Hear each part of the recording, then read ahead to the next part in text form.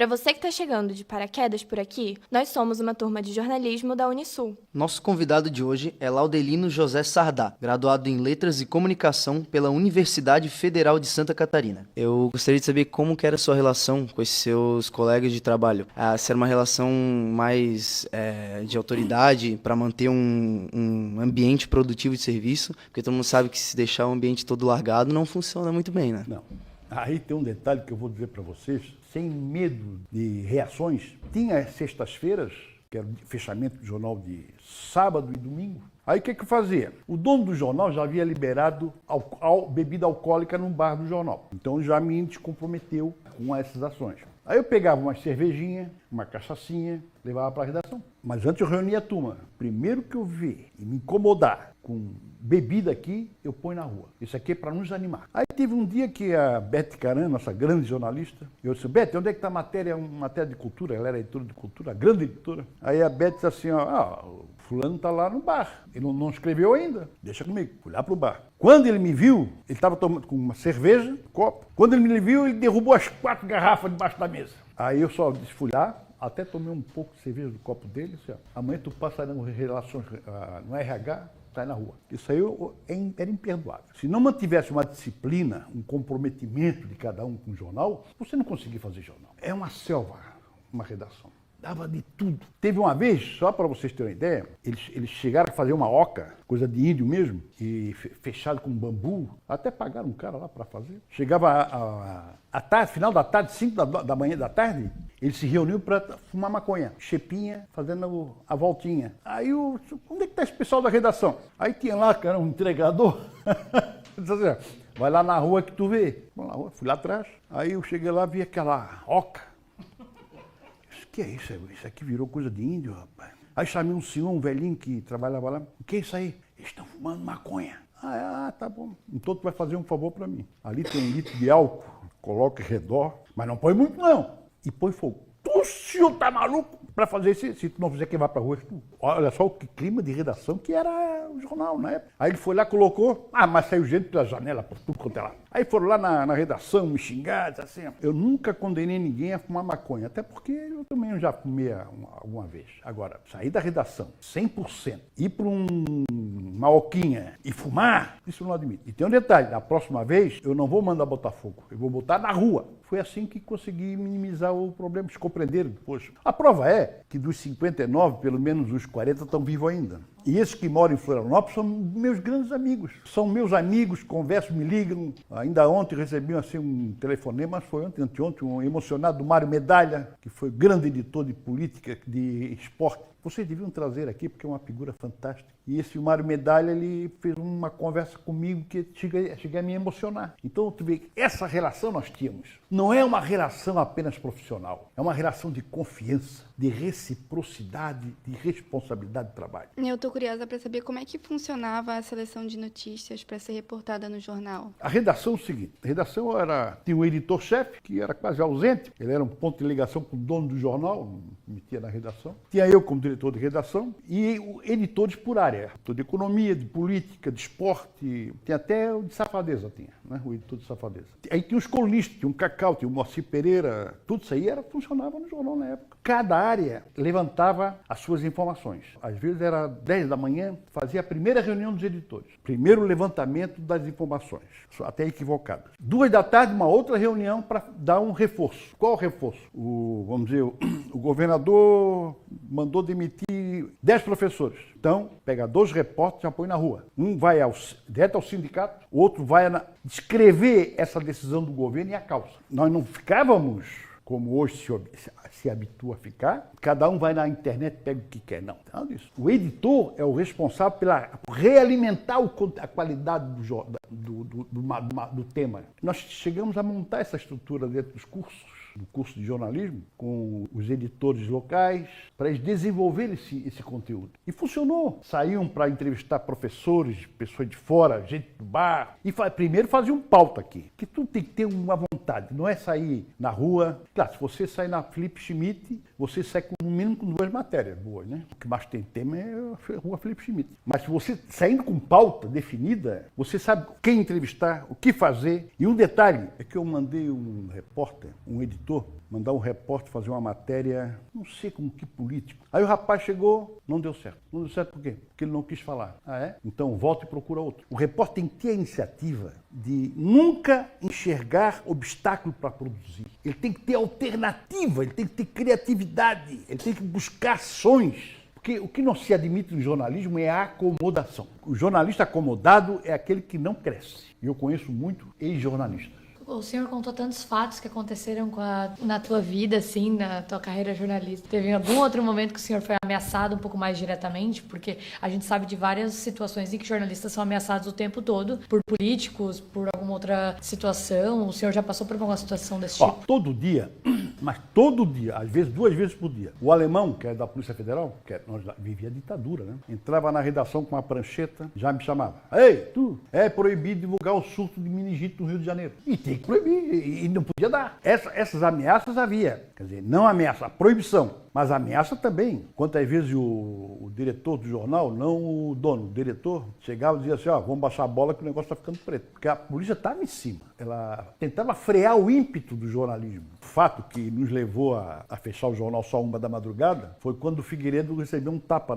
Foi um fato histórico, uma novembrada, em que o Figueiredo estava no palácio. Aí os estudantes foram lá, derrubaram a estátua do Floriano Peixoto. Floriano Peixoto é outra encrenca. Dá o nome de Floriano a um cara que mandou matar 185 pessoas na ilha de Antumirim. É coisa de maluco. Aí os estudantes foram lá, derrubaram e começaram a xingar, mandar o Figueiredo para aquele lugar. O Figueiredo esquentado, desceu o Palácio do Governo, na Praça 15, desceu e foi lá enfrentar os estudantes. Recebeu uns 2 tapas na cara, mas aí o Jorge Bonaldo, que era governador, pegou ele e levou lá, pior ainda. Aí preparava a matéria. Eu estava como repórter para produzir a matéria e de repente começaram a surgir aqueles rumores. A direção quer que baixe a bola. Não baixa a bola coisa nenhuma. Aí produzimos a matéria direitinho. Aí o Comelli disse assim, eu quero ler tudo. O Comelli ficou na sala lendo matéria por matéria. Não é hoje. Começou às 11, terminou 1 da madrugada. Não é hoje que esse jornal vai para Chapecó. O jornal tinha 3.000 assinaturas em Chapecó, coisa que nem o jornal local tem hoje. Mas ele conseguiu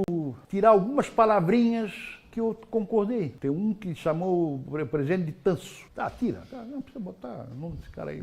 Nós conseguimos botar o jornal com aquela expressão na rua, entendeu? Eu acho que o fundamental é isso aí. A ditadura já estava enfraquecendo, os exilados começaram a voltar. Aí eu soube que o Paulo Freire, o grande educador Paulo Freire, estava retornando.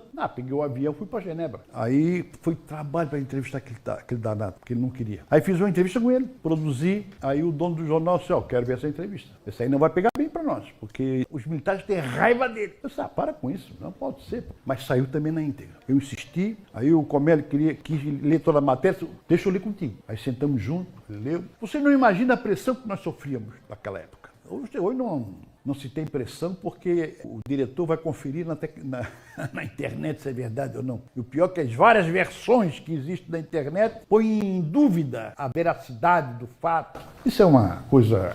Ainda bem que eu não estou mais na redação. O senhor também foi escritor, né? Foi autor de vários livros. E a gente queria saber quais são as principais dificuldades para entrar na carreira, né, de escritor e qual foi a motivação, né, para começar a escrever livros. É a mesma coisa do jornalismo. Se você não tiver ideia, não tiver conteúdo, você não escreve. A dificuldade do jornalismo, e eu digo isso para quem está começando principalmente, é não precisar apenas buscar informação na internet, seja o que for, para escrever alguma coisa. Tem que ter uma formatação, tem que ter um conhecimento do conteúdo, tem que lastrear esse desenvolvimento do conteúdo. Porque se fica restrito a uma coisa só, você não consegue desenvolver. Aí o mal do jornalismo está aí. Já vou até adiantar. O mal do jornalismo é achar que a internet resolve o problema. Não resolve. Gente, a tecnologia é uma ferramenta. E se você embutir na sua preocupação o papel do usuário da internet, você está desmantelando o jornalismo.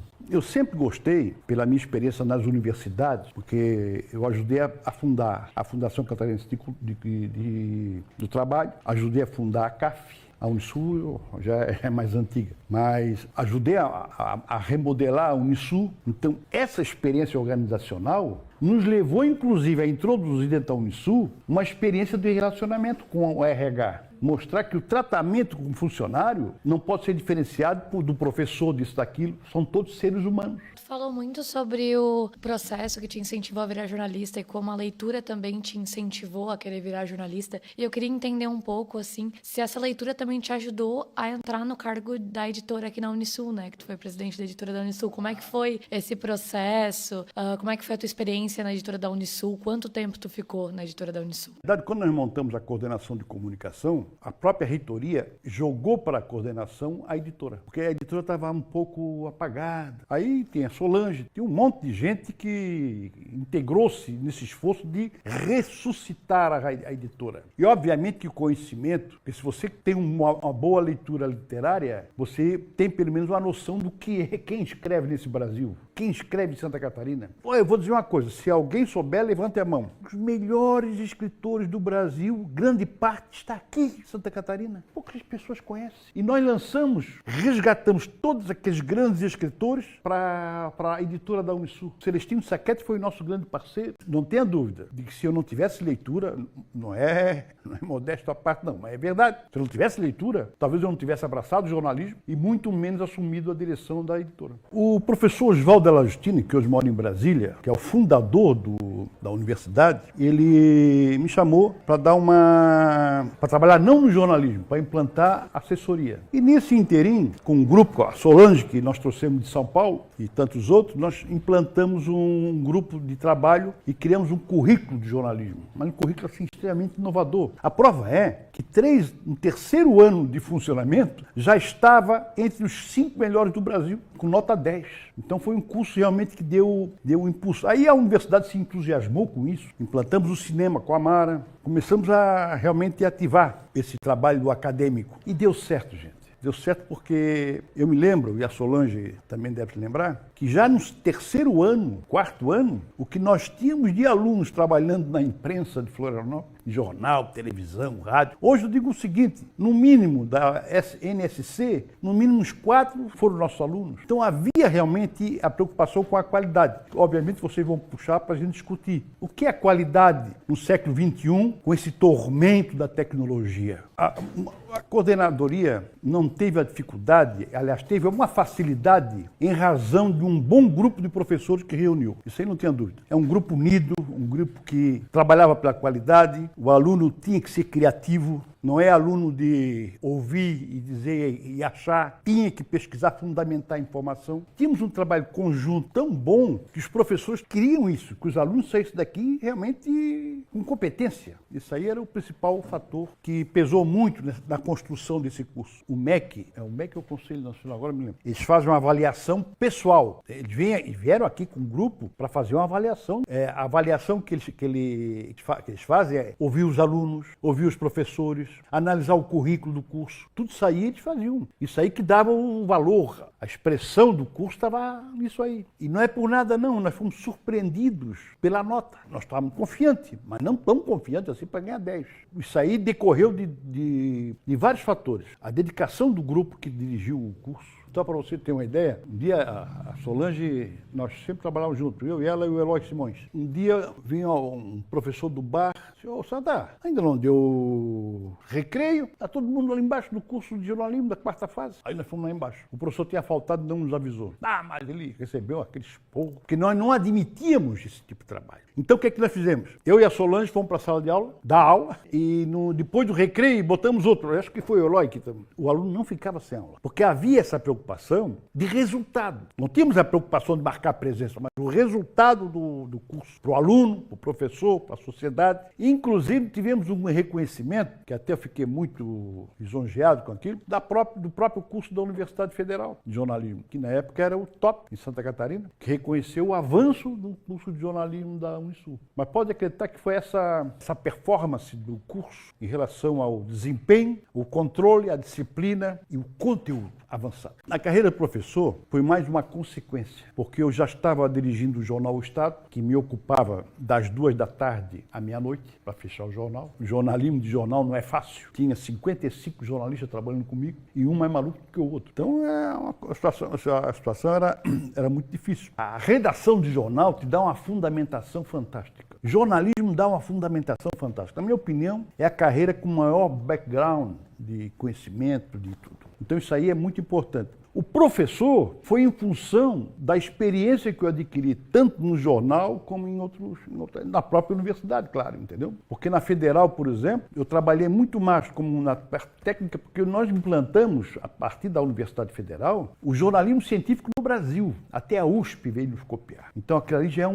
outra experiência que desenvolvemos também. Na UDESC desenvolvemos um trabalho de divulgação da educação como fundamentação para a formação do cidadão. Os professores trabalhando conteúdo. A soma dessas experiências é que me levaram à sala de aula que eu não tinha interesse, porque eu já fazia muita coisa, a gente vivia assim numa ansiedade permanente, a ponto de sair do jornal 11 da noite, ou meia-noite, seja o que for, ir para o bar beber, conversar, porque esse era o nosso prazer profissional. Não conseguia dormir também. Não conseguia dormir. A Solange estava lembrando que, ainda há pouco, nós saímos daqui 10 horas, sabe onde é que nós íamos beber? Comer peixe e beber no Ribeirão da Ilha. Olha só que coisa fantástica. Então isso aí é o... E o que o senhor acha dessa nova grade curricular da Unisul? Eu não conheço. Não conhece? Que tem 2 UCs por semestre. Acho que a estrutura que nós montamos aqui era uma estrutura com certa eficiência de conteúdo, com certa exigência de comportamento profissional. Quantas vezes eu me ligava um sábado de manhã, um aluno, professor, o que pediu foi assim, assim, assim, assim. Não, mas faz também, pá, pá, pá. Essa interação existia, entendeu? A sala de aula, na minha opinião, eu acho que tem que ter aula todo dia. Essa é a parte desse princípio. E segundo, a aula não é só a interação, é a discussão e a forma de o aluno cada vez se redescobrir mais, que é a troca de experiência. Porque tem aluno que é muito avançado, transmite para nós essa experiência. Eu, como professor, eu aprendi a beça em sala de aula com os alunos, justamente por causa da discussão. O professor nunca pode subestimar o aluno, de dar sua versão, dizer coisas até meio porra louquice, perdão a palavra. É imprescindível que ele fale. Eu temia aquele aluno que não abria a boca. Agora, o aluno que dizia as coisas, pá, gritava, pega. Isso era fantástico, que é uma forma de se expressar. Teve um dia na sala de aula que eu tinha um aluno lá conversando, o outro não sei aonde. Eu peguei, me sentei na cadeira, fiquei lendo. Aí os alunos se acordaram. Professor, o senhor não vai dar aula? Ou você não quer? Queremos. Então faz assim, cada um tira um pedaço de papel. Escrevam primeiro o que eu falei no começo da aula. E segundo, falam o que está de ruim na minha aula. Mas me serviu para um feedback fantástico. Eu precisei inovar muita coisa e eles se acordaram para uma nova realidade. Essa interação em sala de aula que é importante. E a liberdade de dizer as coisas. Não é aquele aluno formatado, sentado na sua cadeirinha, com um pedacinho de papel para anotar. Não, ele participava, dizia, esperneava. Isso era importante. Eu acho que a escola tem que entender essa relação. Que o aluno tem que ter uma compreensão de que a tecnologia é irreversível. Ela vai cada vez mais desenvolver. Então não tem esse negócio de temer a tecnologia. O que acontece é que os alunos têm que entender que aquela maquininha sem vergonha que é o celular não pode ficar toda hora nos provocando, nos incitando a procurar, a se relacionar. Nós ficamos mais com aquela maquininha à espera de mensagem de colegas e não sei de que mais, do que em busca de informação. E o celular, o tablet, são ferramentas imprescindíveis e valiosas na pesquisa. Agora, o que pesquisar? Tem que saber, aí a escola tem que orientar. O que pesquisar? O que precisamos fazer para que essas ferramentas enriqueçam o trabalho do jornalista? Aí entra outro aspecto, vou até acrescentar. O dono do jornal, o editor, que não tiver capacidade suficiente para entender o papel do jornal, TV e rádio, não sei o que pode se fazer de melhoria, porque não é o jornalista, o repórter, que sozinho vai fazer verão. A empresa, ela tem que ter uma filosofia de trabalho. O Jornal Estado era propriedade do ex-governador Aderbal Ramos da Silva. Só para mostrar a nossa ousadia. Um dia, o ex-prefeito aqui, que era meu amigo, me ligou e disse assim: queres um furo de reportagem? O empresário tal colocou o iate a pique com 6 mulheres dentro. Eu disse: onde foi isso? Foi perto da ilha de Renato Mirim. Manda o fotógrafo foram lá para Veleiros. Aí eu mandei o Orestes Araújo, coitado, já morreu, uma falta. O Orestes Araújo vai lá e faz uma bela foto de meia página, com o título em cima, sem ser o principal título do jornal. Antes das 6, o telefone toca. Doutor Aderbal. Sardá, soubesse o que aconteceu com o nosso amigo? Pois é, doutor Aderbal. Que pena, né? Ô, Sardá, tu não vai dar essa matéria não, né? Mas, doutor Aderbal, os outros jornais vão dar, mas o meu não. Ele é meu amigo. Deixou furioso. E o pior é que, uma hora depois, esse empresário me liga. Vi, seu babaca, como tu não ia dar? Bom, aí fiquei mais puto da vida ainda. Quer ver um detalhe? Sérgio Lopes, que também faleceu, né? O nosso querido Sérgio Lopes. O Sérgio era assessor de comunicação da Assembleia Legislativa. Aí um dia, 6 horas, 6 e pouco, ele entra na sala, na minha sala, assim, Sardá, tem um furo para ti.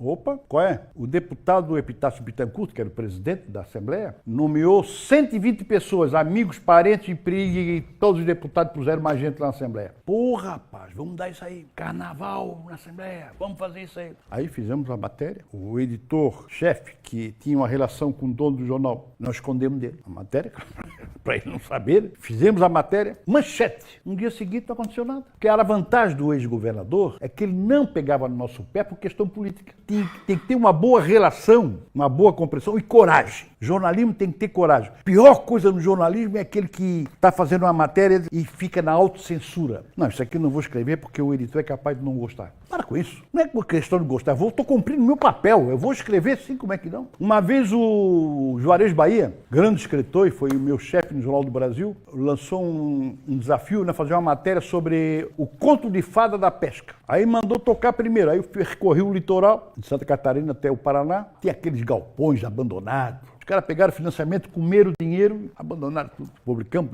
deu uma série de matérias boas. Não levou o quê? Uma semana, o telefone toca, era Juarez Bahia. Estás aonde? Eu estou em casa. Te escapa, te esconde. A Marinha está atrás de ti. Ela vai te pegar. Mas o que é que eu vou fazer? Esconde qualquer buraco. Aí fui me esconder no Ribeirão da Ilha. Fiquei lá durante 15 dias. Sem telefone, sem nada, porque na época não existia o celular. Então essas coisas a gente tem que ter coragem de abordar, viu? O senhor tem alguma dica para dar para os alunos para que a gente possa verificar a veracidade das informações que a gente tira das redes?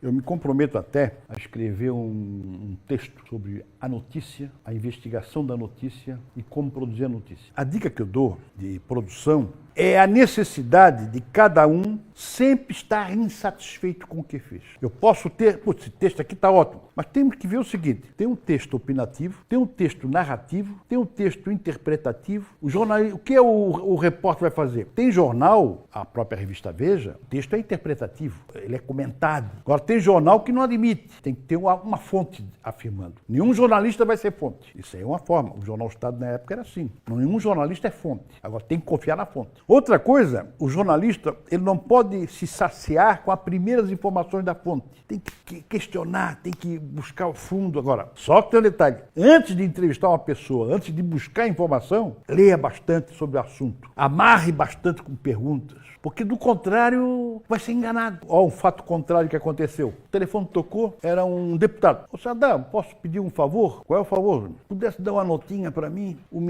então ministro, Delfim Neto, que era da Economia, vem aqui a Chapecó para distribuir dinheiro para os agricultores.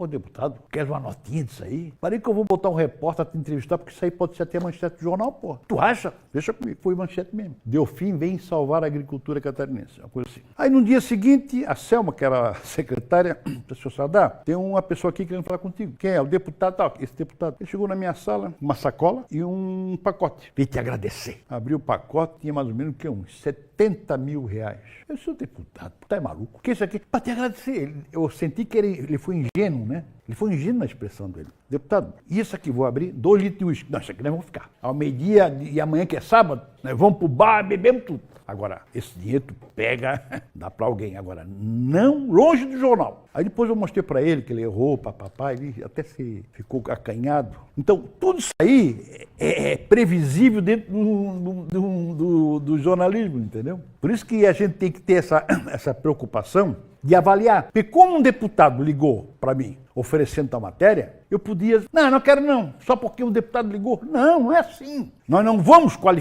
pré-qualificar a fonte. Nós temos que saber pré-qualificar a notícia. É isso que é o fato que é o mais importante na produção. Estar sempre insatisfeito com a fonte, querer sempre mais. Segundo, saber avaliar a informação dentro de um contexto ou estadual, ou regional, ou nacional. Porque se não houver uma contextualização, você rouba a importância da matéria. Esse é o mais importante. Por exemplo, se você tem o Lula baixou o preço da gasolina. Se baixou o preço da gasolina, o município vai ganhar menos, o estado vai ganhar menos, o povo vai ganhar mais. O que isso significa? Tem que ter uma repercussão local. Não é só ficar acomodado na informação do presidente da República. Eu acho que esse sentimento de querer mais é o ponto número 1 do jornalismo. Eu sou da Cachoeira do Bom Jesus. Saí de Florianópolis, eu trabalhei no Jornal do Brasil, Correio Brasiliense. Fui convidado para ir para a Universidade de Brasília, mas não me animou. Aqui é uma construção de coisa nova. Isso que animou bastante, entendeu? Na Federal fui, além de funcionário, professor, fui graduado, pós-graduado e doutorado. Eu completei um ciclo de formação dentro da Federal. E o doutorado me deu um livro, que é uma teoria que eu desenvolvi, sobre a comunicação nas organizações. Isso é importante. O título do livro é O Desafio do Executivo na sua relação humana dentro da organização. E estou, inclusive, lançando segunda edição agora em agosto. Então, o que me motivou realmente foi essa... E outro detalhe, o clima espetacular que havia aqui dentro. Não era ânima, era uma animação. O pessoal era animado, produzia. Foi uma sensação fantástica. E outro detalhe, o apoio que tivemos também da reitoria. A reitoria não mediu esforços, nos deu toda a liberdade para implantar toda essa estrutura. Foi muito bacana. E a parceria que tivemos também. Aqui vieram a USP, a Unesp, a Federal, que é difícil de tirar aquele pessoal do ninho deles. Esse intercâmbio era coisa fantástica. Tu sendo manezinho da ilha e tendo uma carreira jornalística que começou tão cedo, teve alguém próximo de ti que te motivou a começar no jornalismo, um motivo? Uma coisa que eu herdei dos meus pais foi começar a ler muito cedo. Porque você lê, você amplia a sua visão, o seu sentimento, a sua noção de sociedade. Isso aí me deu essa motivação. Ao começar aos 14 anos, o meu pai disse assim, tu vai ser engenheiro. Aí me colocou a fazer o 2º grau na Escola Técnica Federal. Aí chegou faltando um ano para me formar, porque ele queria que eu fizesse vestibular. Eu desisti. Mas por minha conta fui lá e me matriculei num clássico, no Colégio Catarinense. Ali pronto, ali foi a passagem para aprender. Depois eu fui fazer na Federal, porque aqui não havia jornalismo em Santa Catarina. Fui fazer comunicação, literatura e comunicação. Aquilo ali me deu um reforço fantástico na compreensão, não do jornalismo. O que é o jornalismo? Jornalismo não é só escrever. Eu não precisei ir para fora para me motivar a ser jornalista para São Paulo, para tudo isso. Jornalismo é cabeça. Se você tiver cabeça para desenvolver, inovar, buscar coisa nova, você vai ser jornalista em qualquer lugar. Esse é o detalhe, aliás, não é nem segredo, é o papel da escola. A gente queria saber como que o professor enxerga o jornalismo, como está o jornalismo em Florianópolis. Um detalhe que ocorreu nos últimos 5 anos, vamos dizer, é que houve muita migração de jornalistas do Rio Grande do Sul, São Paulo, Rio. E o problema é que muitos, por exemplo, quando nós precisamos trazer gente de fora para o Jornal Estado, trouxemos uma leva de 15 jornalistas do Rio Grande do Sul, São Paulo, Paraná, esses jornalistas se entusiasmaram em conhecer Florianópolis, conhecer a política, ler sobre Santa Catarina. Foi ótimo para nós. Aliás, foram melhores do que nós. Atualmente, tem editor de jornal que não conhece Florianópolis. É impossível você produzir uma coisa sem conhecer Florianópolis. É impossível analisar a gestão do Topázio, porque o Topázio topa tudo. Não pode. Tem que analisar sob a ótica do interesse da sociedade. E uma coisa é muito importante, gente. O problema do jornalismo hoje é um vazio que existe no jornalismo em termos de compromisso com a sociedade. É muito fácil, o governador, o prefeito assinou tal decreto, assim daí. Não repercute o decreto? Não há uma sincronia entre a produção do jornalismo e o que o povo quer saber. Quando dizem, o jornalismo está decadente. Não é o jornalismo que está decadente, são jornalistas que estão decadentes. Porque o jornalismo sempre vai sobreviver. Não é a internet, a tecnologia que vai destruir o jornalismo. Claro que as escolas são responsáveis pela formação. Entender a matéria, interpretar a matéria, como buscar o fato, como desenvolver o fato. Insatisfação que o leva a procurar mais coisas. Esse negócio de se acomodar, tem uma matéria, aí fica lá tomando café, fica lá conversando, e na hora de fazer, faz um textozinho, cacaca. Eu, sinceramente, como diretor de redação, fui obrigado a fazer isso. Eu rasguei muitos textos. mas fui obrigado a rasgar. Se eu colocasse aquilo no jornal, não havia compromisso nenhum com a sociedade. A prova é que o jornal O Estado chegou a se transformar num segundo jornal do sul do Brasil. Só perdia para o Correio do Povo, que era um grande jornal. Mas ganhava da Zero Hora, ganhava do Paraná. Por causa desse esforço de, outro detalhe, não dar ênfase a uma visão fechada. Por exemplo, a gente lê quase toda semana, marido matou a mulher, o irmão matou a sogra. Nunca se analisou a causa disso. É o machismo que se alastrou pelo Brasil. Vamos analisar de outra forma. O que é que leva um cara a matar a esposa? Não é a visão sensacional do matar. É a visão sensacional, a visão clara de compreender o que leva um sujeito a matar. Ou ela matar ele. Aconteceu recentemente. Nós não conseguimos dar explicação. Nós ficamos na superficialidade achando que o leitor vai entender, que o telespectador vai compreender. Parto do princípio de que ao escrever uma matéria, não pense que o leitor já tem que saber 50% da matéria. Tem que ser tudo bem explicado. Tem que ter explicação. Porque se confiar num leitor, você vai fazer uma matéria merreca, porque, vou fazer, mas ele já sabe. Não sabe nada. Nós temos que dar explicação. Até porque a interpretação do fato, todos os fatos têm interpretação individual. O que prevalece é o foco que você dá na matéria. Não tiver um foco bem compreensível, de uma forma coletiva, que todos entendam, eu não estou escrevendo para o fulano tal, estou escrevendo para a sociedade. A sociedade tem que entender. Como você conseguiu destaque em âmbito nacional e crescer sua carreira jornalística sendo nascido e criado aqui em Florianópolis, estando fora do eixo Rio-São Paulo?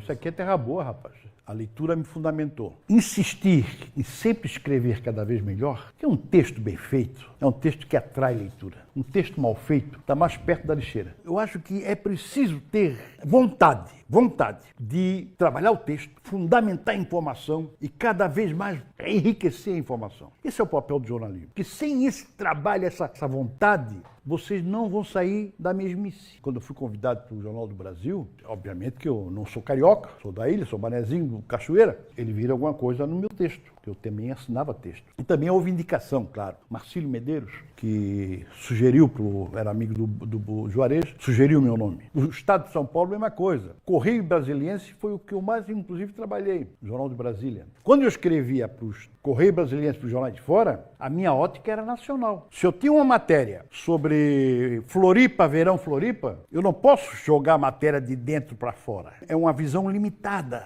que interessa mais aos catarinenses. Eu tenho que trazer de fora para dentro para ter a valorização do fato. Então isso aí é importante nessa concepção do jornalismo. Professor, nós queremos agradecer a tua presença aqui essa noite. Foi muito importante pra gente. Obrigado pela parceria aí. Até a próxima.